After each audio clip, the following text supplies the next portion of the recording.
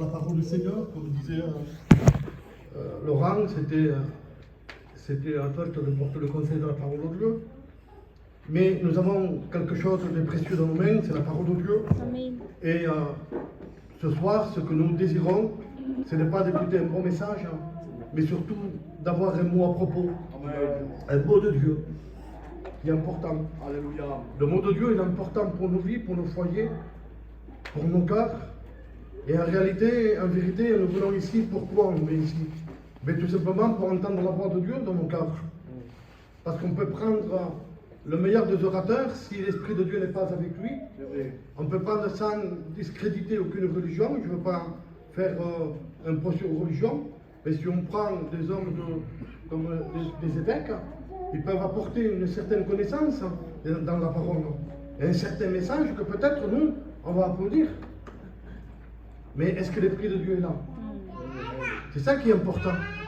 Ce qui est important pour nous, c'est qu'à travers la parole de Dieu, on puisse saisir une parole à propos, une parole dont nous avons besoin d'entendre pour nous renforcer, pour nous rendre un peu plus solides, pour nous aider à avancer un peu plus, parce que la parole, elle produit ce genre d'effet dans notre vie.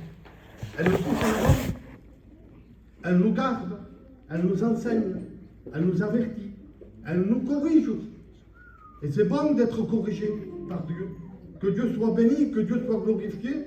Je pensais à un mot de Dieu aujourd'hui. Je ne me suis pas arrêté, c'est passé comme ça. C'est un frère qui l'a cité. Lorsqu'un homme a dit un jour à Jésus, parce qu'il avait un serviteur qui était malade, il a dit, dis un mot, il dit, je ne suis pas digne que tu rentres chez moi. Mais dis un mot, et mon serviteur sera guéri.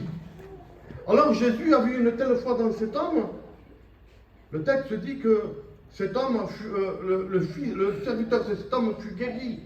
Parce que Jésus avait vu la foi de cet homme. Et je bénis Dieu parce que c'est important. Mais moi je me suis arrêté sur un point, sur un mot, que ça a frôlé mon esprit quand je l'ai entendu. Il dit, je ne suis pas digne que tu rentres dans ma maison, mais dis un mot. Alors, pour nous qui sommes chrétiens, qui l'avons rencontré, nous avons que besoin que d'un mot de Dieu. Amen. Puisqu'il est là. Nous sommes le temple du Saint-Esprit, nous sommes la maison de Dieu, l'habitation de Dieu, un sacerdoce royal, la Bible dira, un peuple acquis. Donc nous appartenons au Seigneur. Alors, on vient à la réunion, qu'est-ce qu'on a besoin? Eh bien, d'un mot de Dieu. Amen. Dis un mot, Seigneur, dis un mot. Amen. Dis un mot. Et cet homme dit, dis un mot parce que dans ma maison, il y a un problème dans ma maison. Dans ma maison, il y a un serviteur qui est en train de mourir. Il était tellement attaché à lui. Alors qu'il va vers Jésus. Et il dit, je ne suis pas digne que tu rentres dans ma maison, mais dis un mot. Et je me suis arrêté sur ça. Sur ça.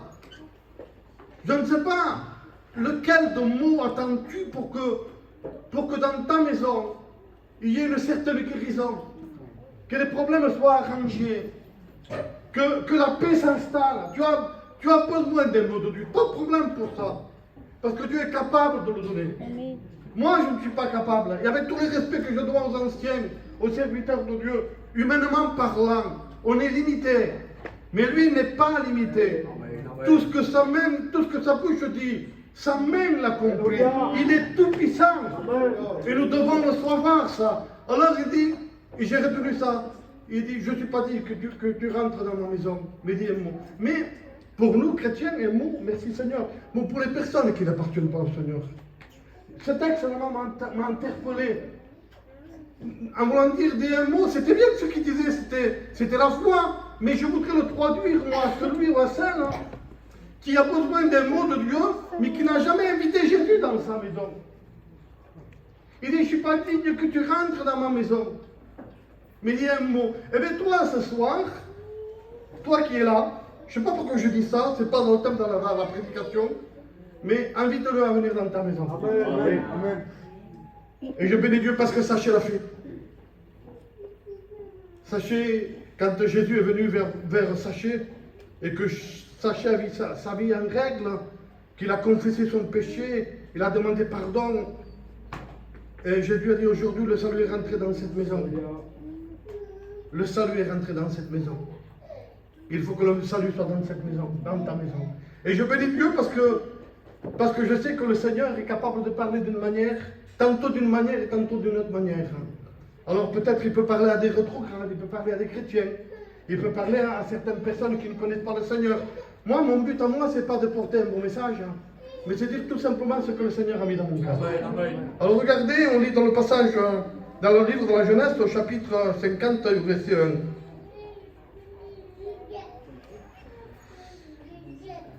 Genèse 50 et verset 1. Il est dit comme ceci: voici les noms des fils d'Israël venus en Égypte avec Jacob. Et la famille avec Jacob et la famille de chacun d'eux. Ruben, Simeon, Lévi, Judas, Issachar, Zébulon, Benjamin, Dan, Nephtali, Gad, Azer. Les personnes issues de Jacob étaient au nombre de 70 en tout. Et Joseph était alors en Égypte. Joseph mourut, ainsi que tous ses frères et toute cette génération-là. Les enfants d'Israël furent féconds et se multiplièrent. Ils s'accrurent et devinrent de plus en plus puissants. Et le pays en fut rempli.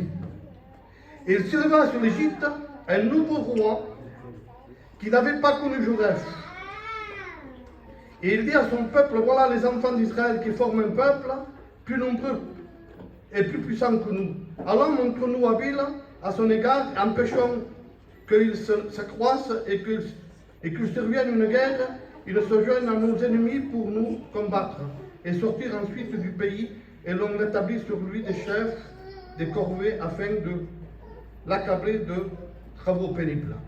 Le mot qui voudrait ressortir aujourd'hui de ce texte de la parole de Dieu, il est question ici de Joseph.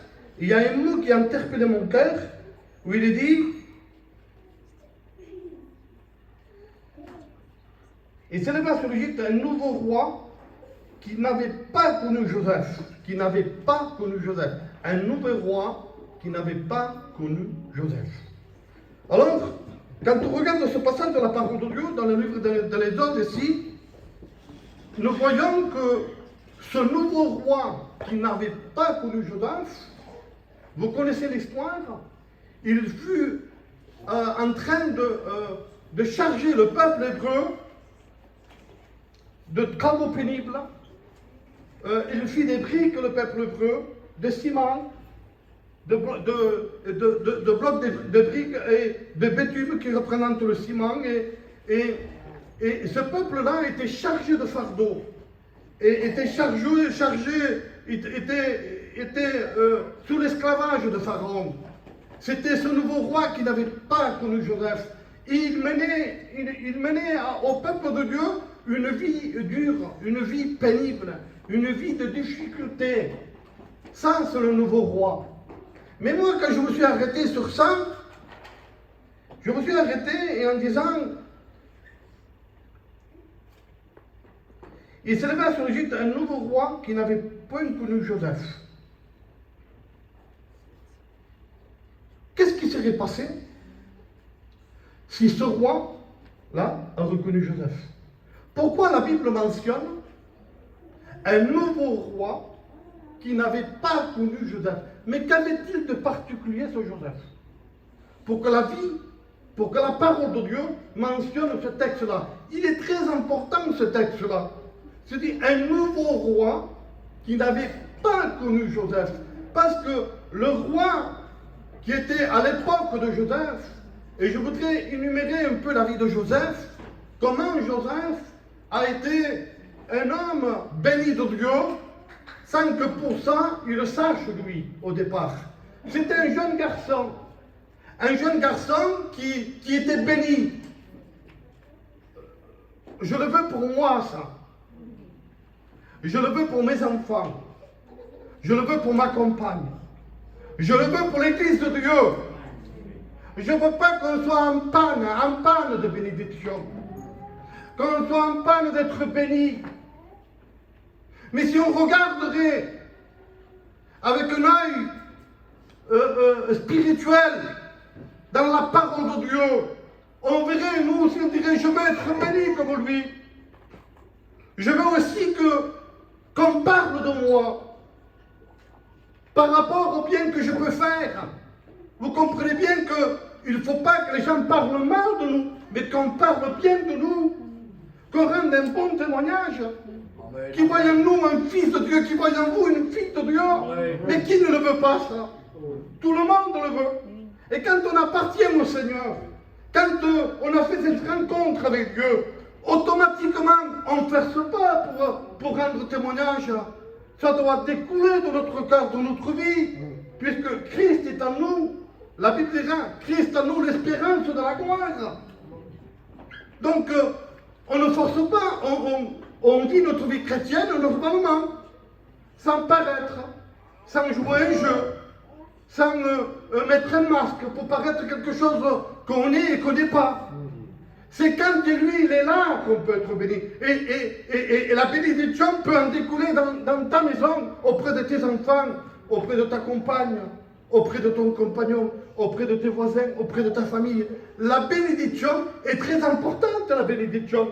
Donc il ne faut rien qui empêche à nous, qui découle cette bénédiction de Dieu en nous. Que rien, il faut s'examiner devant Dieu, devant le miroir de la parole de Dieu.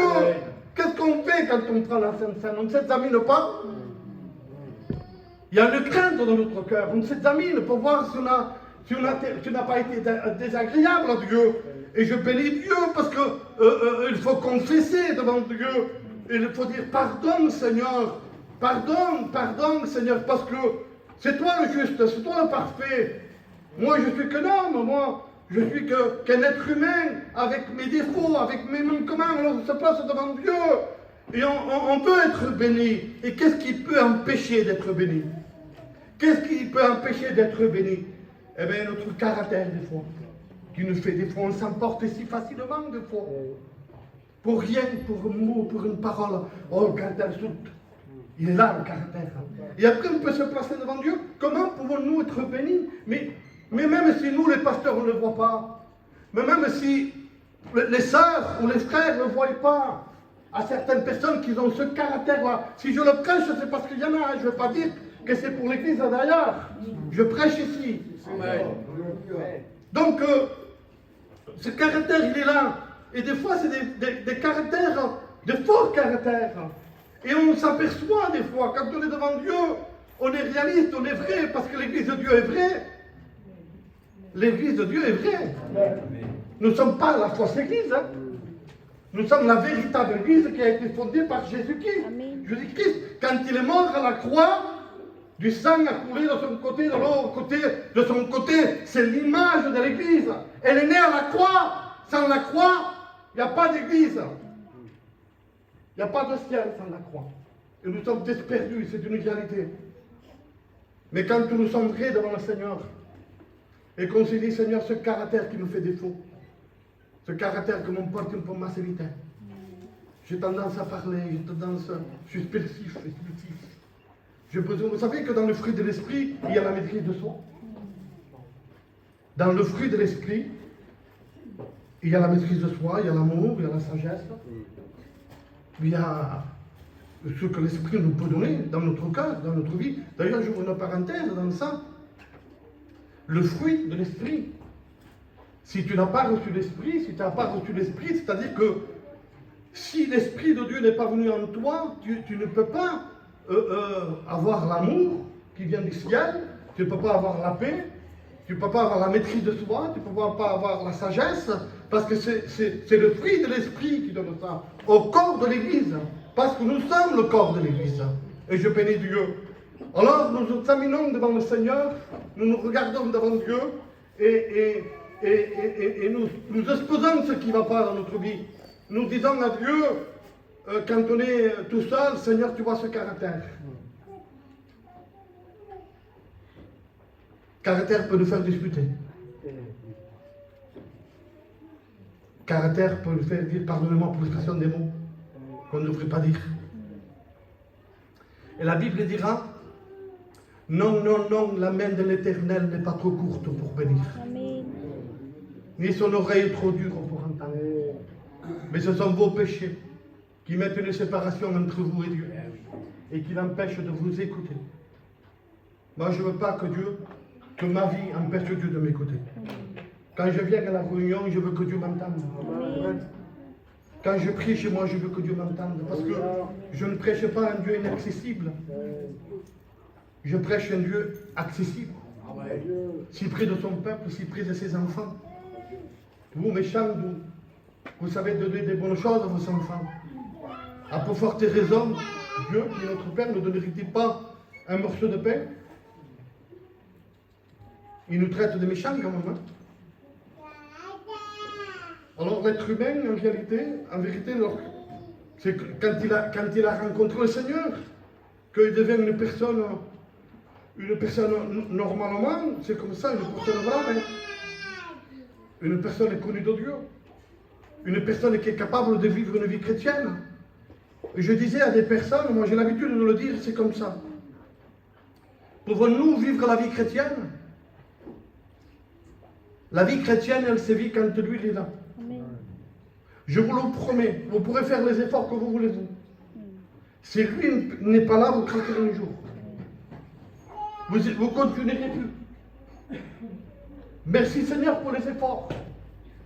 Merci Seigneur pour ceux qui veulent avancer avec Dieu. Pas de problème pour ça. Mais il faut mieux avancer avec lui. Amen. Il vaut mieux que lui soit là. Et je bénis Dieu. Il dit, ce texte dit, un nouveau roi, je le relis.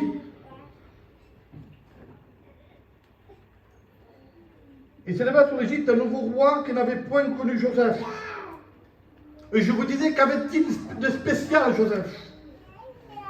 Je vous disais que Joseph était béni. Et je peux parler de Joseph, de toute la vie de Joseph, combien il a été utile dans les mains de Dieu, combien Dieu a travaillé avec lui, combien cet homme a donné des paroles de sagesse, et c'est ce que nous voulons nous aussi. Mais si on peut regarder sa vie, quelle vie de souffrance aussi. Et quelquefois, nous, ce qu'on veut, c'est les bienfaits de Dieu. On veut toutes les richesses de Dieu. On veut être utile, on veut être béni, on veut chanter des beaux cantiques, on veut prêcher, on veut faire quelque chose pour Dieu. Mais la souffrance que cet homme a passée, on n'en veut pas. Le peuple de Dieu, des fois, refuse de combattre, refuse de souffrir, refuse de passer par des moments difficiles, par la maladie, par les fins de mois difficiles. Refuse des fois de rouler avec une vieille voiture, de ne pas changer ses meubles, de ne pas partir en vacances. Il se dit des fois, dans son cœur, c'est dur la vie chrétienne. Hein? Il se dit, c'est difficile, bien sûr que c'est difficile. Bien sûr que c'est dur. On ne vous prêche pas un Dieu où tout est beau, où tout est rose. Hein? La Bible dit que la pluie tombe sur le juste comme sur l'injuste. Mais je voudrais vous poser une question à vous. Ne me répondez pas. Je pense que le salut est bien plus important que tout ça. Amen. Et la Bible dira, ne négligez pas un si grand salut. Travaillez à vos cœurs avec crainte et tremblement à votre vie. Donc c'est ce que nous devons faire. C'est enlever chaque jour un gravier, je ne vais pas dire une pierre, une gravier, une petite chose qui irait dans notre vie, essayer de l'enlever tous les jours pour être agréable à Dieu. Pourquoi je dis ça? Parce que je le sais, moi. On n'est pas des superman, on n'est pas au top. On a tous besoin de la grâce de Dieu. On a tous besoin de s'humilier devant Dieu. On a tous besoin de reconnaître qu'il est Dieu et que nous sommes que des hommes avec notre fragilité, avec notre pauvreté, avec notre misère. D'ailleurs, regarde ton caractère ressort quelquefois. Il est toujours là, il refait surface. Je croyais, un homme de Dieu disait que la vieille nature avait disparu et je m'aperçois qu'elle est toujours là. Donc. Elle s'est nagée toutes les brasses. Donc, pour faire taire la chair, la Bible dit que la chair est contrainte à l'esprit. Vous savez qu'est-ce que dit l'Évangile? Vous savez qu'est-ce que la Bible dit? Faites mourir les œuvres de la chair par l'esprit. Il n'y a pas d'autre moyen. C'est par l'esprit, c'est-à-dire quoi? Se mettre à genoux, prier, passer du temps, lire la Bible, écouter des cantiques, aller visiter des frères, boire un café, parler de Dieu, avoir une conversation de Dieu, parler des textes de la parole de Dieu, aimer Dieu. Et je vous promets que notre vie devient solide, Amen. devient efficace devant les problèmes des gens, les situations qui peuvent s'élever dans notre maison auprès de nos enfants. Nous sommes déjà bénis. Et à cause que nous sommes déjà bénis, parce que lui, il est là, les choses peuvent changer. La Bible dit qu'il change les temps et les circonstances. Alors je vous parle un peu de Joseph. Il nous a dit que Joseph a eu des rêves et des songes. Dieu le bénissait, Dieu était avec lui. Et c'est un homme, un jeune garçon qui se confiait beaucoup. Il parlait de Dieu. Et il ne regardait pas autour de lui. Il ouvrait son cœur à des frères qui étaient là. Il va parler de la lune, il va parler des étoiles qui se prosternaient. Et les gens, les frères vont dire par rapport à ce que lui disait, ils croyaient que lui était plus grand, que Jacob devait se prosterner devant lui. Ils vont le prendre en haine. En haine. Et j'espère de tout mon cœur que quand il y a des frères et des sœurs qui aiment Dieu, qui parlent de Dieu avec toi, qui s'expriment de tout leur cœur, qui n'est pas rentré un peu de haine dans ton cœur. La chair n'est pas là des fois, en tel point de jeter Joseph dans le puits, parce que c'est ses frères qui l'ont jeté dans le puits. Et il était là, dans ce puits-là, un jeune garçon qui ne comprenait pas sa situation. Je ne sais pas s'il pleurait. Je ne sais pas ce que cet homme disait. Il ne le dit pas, mais je crois de tout mon cœur que même s'il n'a pas prié, il a dû penser à Dieu. Parce que quand on est dans des endroits obscurs, dans des dangers, quand on est dans les problèmes de la vie, et quand on connaît Dieu véritablement, on est obligé de s'adresser à lui. On est obligé de lui parler. Et je pense que ce jeune garçon a dû parler à Dieu. Qu'est-ce qui s'est-il passé? Eh bien, Ruben est passé, un de ses frères. Il a dit, sortons-le de là. Ne le tuons, ne le laissons pas là-dedans. Vendons-le à une caravane de Malécite qui va passer par là, qui vendait des aromates. La Bible dit qu'il faisait ça, il avait un dessein de le délivrer, de le sortir de cette... Quel est beau, quelle est belle cette pensée, Seigneur. D'avoir le dessein de délivrer, d'avoir le dessein d'apporter une parole de Dieu à un frère, de soutenir un foyer, le dessein de faire du bien, pas du mal, mais du bien. Je disais dernièrement, avec Laurent, les frères, lorsque je suis dans les rencontres de pasteurs, j'ose pas trop parler. Et je dis aux frères, quand je parle, c'est pour faire un bien. Si c'est pour faire un mal, je ne parle pas. Tant que le bon.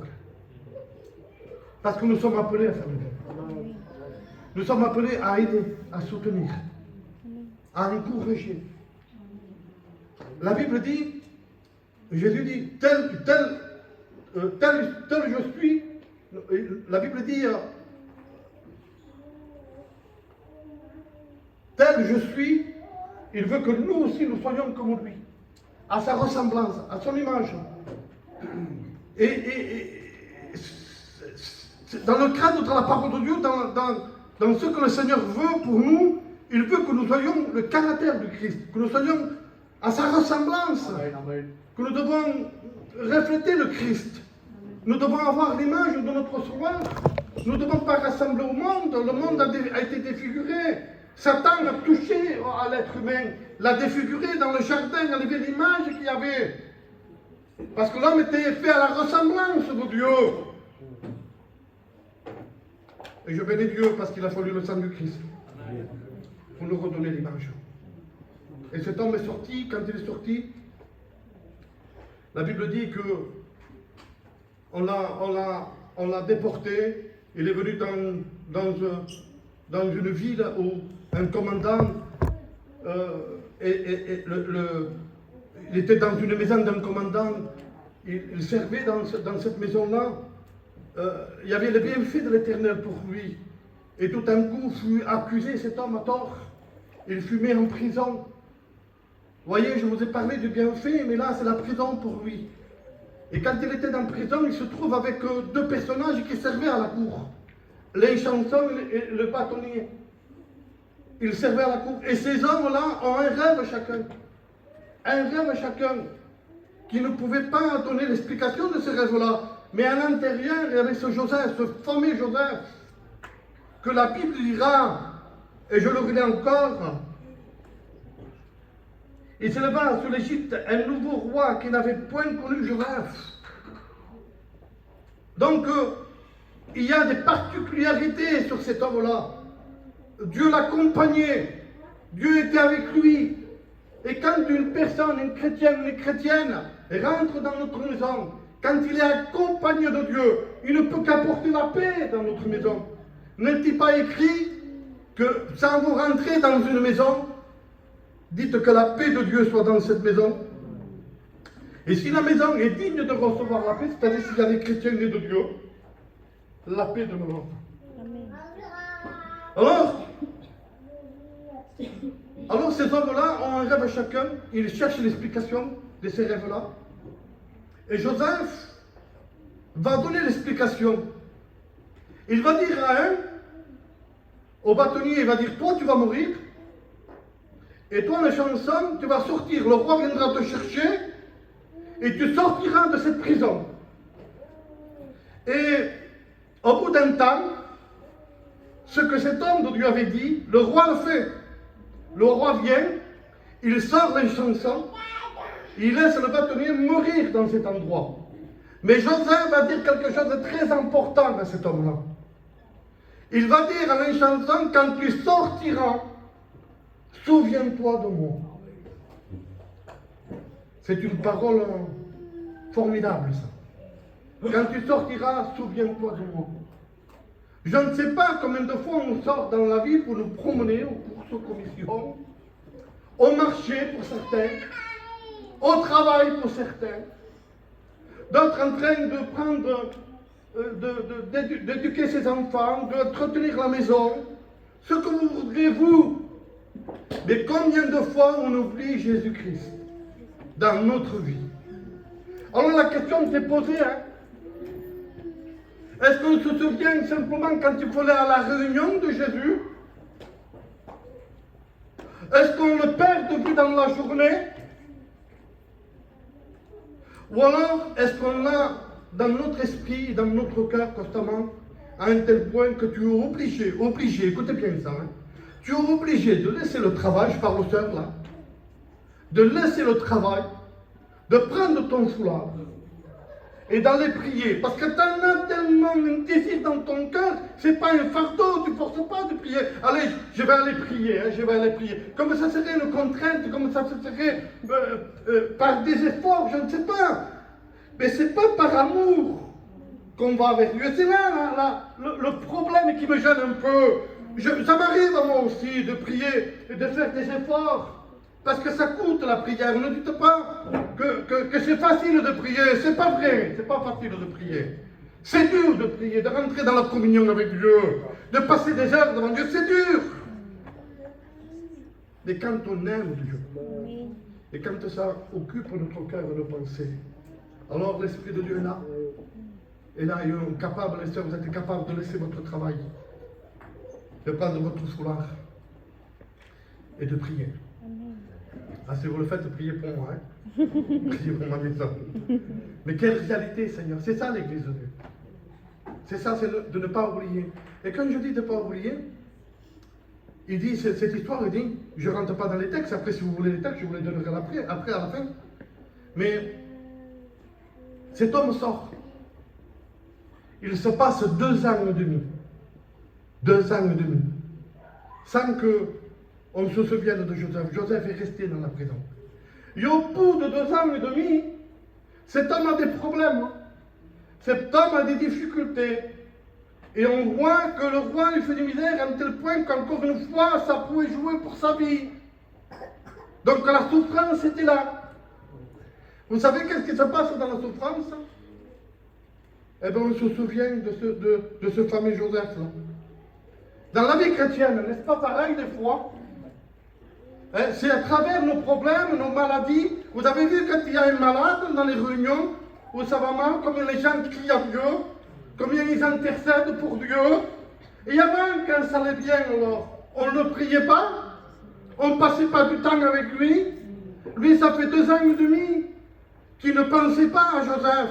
Je ne sais pas depuis de combien de temps, dans la journée, dans la semaine, tu ne penses pas à ce Jésus glorieux qui a fait tant de bien à ta vie. Tu l'oublies facilement. Voilà pourquoi des fois on n'avance pas. Voilà pourquoi des fois on ne progresse pas.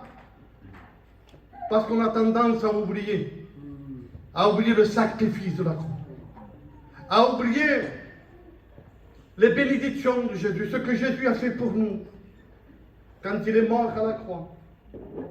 N'oublie pas qu'il est mort à la croix pour toi. Le châtiment qui nous donne la paix, la Bible dira, est tombé sur lui. Il avait ni beauté ni éclat pour attirer le regard. Homme habitué à la souffrance, dira la parole de Dieu. Il a été mené comme un agneau muet, qu'on tondait, qu'on le menait à la boucherie. Il est mort à la croix pour chacun d'entre nous. Alors, est-ce qu'on pourrait rester indifférent, ça? Je ne peux pas rester indifférent à soi. D'ailleurs, quand on va prier ici, quand on va se mettre devant la table, il y a un texte qui est merveilleux parce que je vous ai parlé qu'on oublie. Et peut-être que si la Sainte Seine a été instaurée, c'est peut-être pour que tu ne l'oublies pas. Alors je lis un texte pour vous, si je peux le retrouver.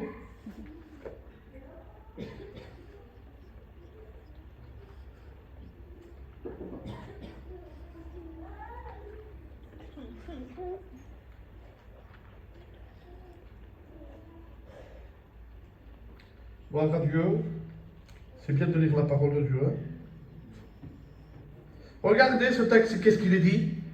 Car j'ai reçu du Seigneur ce que je vous ai enseigné, ce que le Seigneur Jésus, dans la nuit où il fut livré, prit du pain, et après avoir rendu grâce, le rompit, et dit, ceci est mon corps qui est rompu pour vous. Faites ceci en mémoire de moi. De même après avoir soupé, il prit la coupe et dit, cette coupe est la nouvelle alliance à mon sang. Faites ceci en mémoire de moi. Vous voyez qu'il faut garder ce souvenir à l'esprit.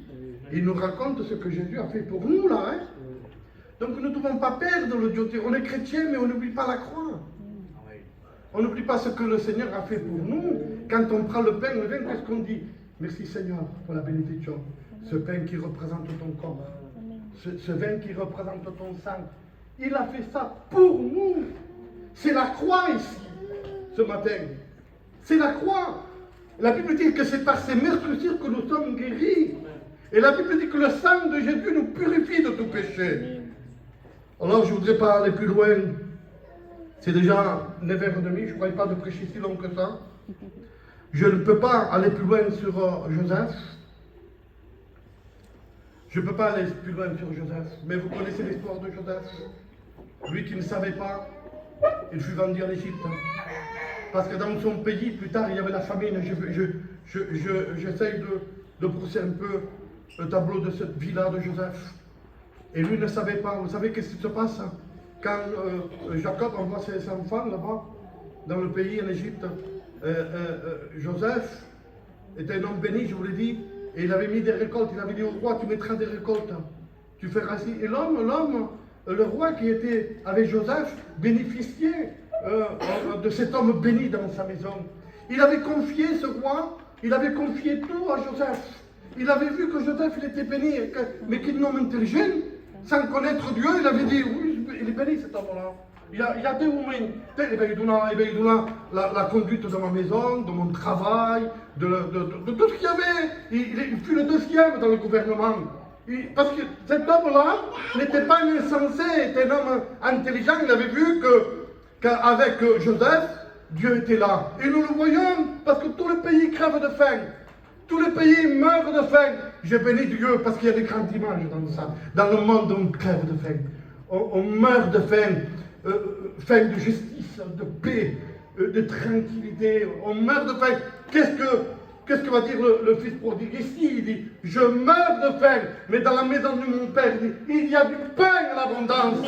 Et je bénis Dieu, parce qu'il est le pain descendu du ciel. Il nourrit nos âmes, nos vies.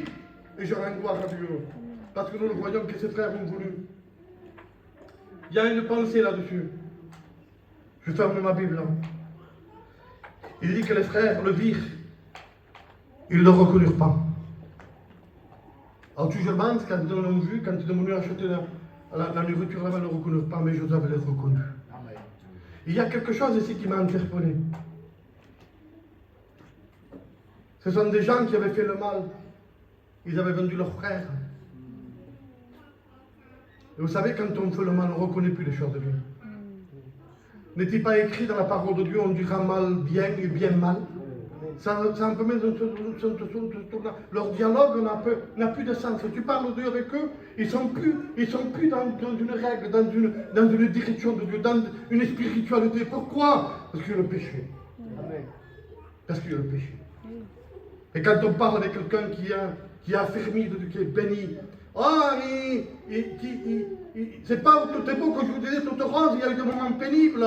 C'est pas l'expression que je donne souvent, c'est pas un Superman, c'est pas un Moïse qui a monté la montagne, mais il aime Dieu. Il sait se repentir quand il fait quelque chose. Il sait demander pardon à Dieu. Il se met devant son sauveur. Il dit Seigneur, pardon, Seigneur. Pardon d'être comme ça. Pardon de négliger. Pardon d'abandonner si facilement, Seigneur. Pardon de dire je ne vais pas mettre à la réunion. Je ne vais plus à la réunion. Parce qu'il y a des petits combats dans la maison. Parce qu'il y a des petits soucis. Des petits soucis. Ou alors, quand il y a dans notre vie une difficulté arrive au fond du mois, je dis ça parce que les temps sont difficiles, hein. Mais il y a plus que ça, il y a plus que ça. Il y a plus que ça dans ta vie, il y a plus que ça dans ta maison, il y a plus que ça. Les gens voudraient ce que tu possèdes toi. Ils voudraient le trésor que tu as, ce Christ qui est glorieux dans ta vie. Ils le voudraient, Mais je bénis Dieu parce que ce soir, je voudrais que tu prennes conscience, hein, que ce Christ glorieux vit dans ta vie. Amen. Il est avec toi. Il nous a fait une promesse. Il dit, je serai tous les jours avec vous, jusqu'à la fin du monde. Amen. Tous les jours. Tous les jours. Il est tous les jours avec nous. Est-ce que nous y sommes tous les jours avec lui? Un nouveau roi qui n'avait pas connu Joseph. Un nouveau roi qui n'avait pas connu Joseph. Qu'est-ce qui s'est passé s'il a reconnu Joseph? Eh bien, il a fait. Ce nouveau roi, c'est le roi de l'Exode. Chapitre 2, chapitre 3, chapitre 4, chapitre 5. Ce roi-là qui tenait le peuple hébreu sous l'esclavage. C'est ce roi-là. Il n'avait pas connu Joseph. Il ne vivait pas sous la bénédiction de Joseph, sous l'homme de Dieu. Alors qu'il faisait un carnage. Il voulait faire du mal au peuple. Pas à tout moment, il voulait tuer même les petits-enfants premiers-nés. Parce qu'il y a une influence diabolique derrière lui. Parce que c'était le charnel, c'était la chair, pardonnez-moi, mais c'est comme ça. Il n'y avait rien de spirituel en lui. Un nouveau roi qui n'avait pas connu Joseph, un désastre. Mais l'autre roi du temps de Joseph, parce qu'il avait connu Joseph, et c'était toute la différence qu'il y avait, parce qu'il avait connu un homme béni de Dieu, qu'il avait vu que Dieu était avec lui. Alors il avait livré tout ce qu'il avait, il avait livré. Je dis ça, je termine. Un nouveau roi qui n'avait pas connu Joseph. Nous connaissons le véritable. Nous connaissons le Christ. Et nous sommes des gens bénis. Oui, n'ayez pas honte de dire que vous êtes bénis. Vous êtes bénis parce que vous priez, parce que vous allez à la réunion, parce que vous chantez des cantiques, parce que vous parlez de Dieu. Votre langage a changé. Amen. Il n'est plus le même langage qu'avant. Oh, même si des fois, il y a des mots qui sortent, on est capable de se repentir, on est capable de demander pardon à Dieu. C'est des choses qu'on ne faisait pas avant. Voilà quand on s'aperçoit qu'on a changé. Parce qu'il y a l'Esprit de Dieu qui nous reprend. S'il ne nous reprend pas, ça veut dire qu'il n'est pas là. Mais il nous reprend. Ça veut dire qu'il est là. Et je veux qu'il me reprenne. Je ne veux pas qu'il garde le silence. Je veux entendre sa voix. Je suis malheureux quand je sens pas sa bénédiction. J'ai peur de moi-même.